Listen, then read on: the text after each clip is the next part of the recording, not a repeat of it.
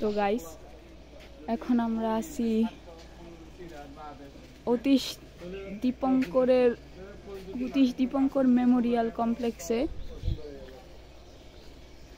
এটা হলো গিয়া পবিত্র অতীশ দীপঙ্করের জন্মভিটা।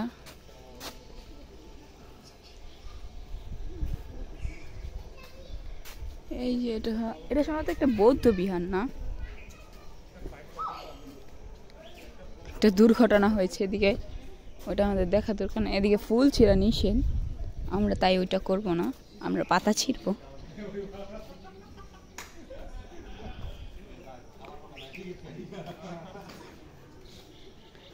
ভিতরেও যাওয়া যায় না সম্ভবত, ভিতরে যাইতে দিবে না।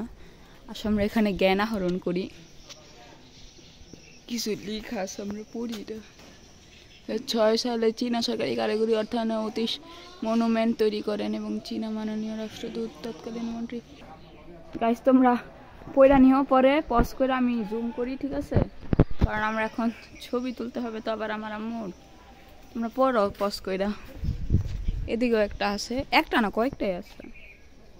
এই যেটা পয়রা নাও পজ কইরা।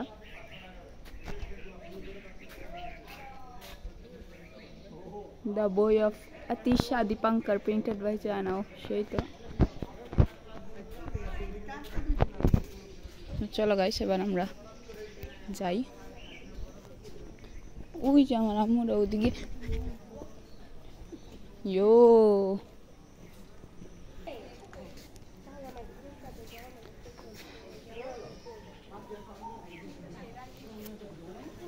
চন্দ্রগর্ভ 19 বছর বয়সে স্তন্দপুরী বিহারের বিশ্ববিদ্যালয়ের আচার্য শীতলক্ষণের বৌদ্ধ ধর্ম 1001 খ্রিস্টাব্দ ধর্ম দীপঙ্কর শ্রীজ্ঞান নামে নাম ধারণ করেন।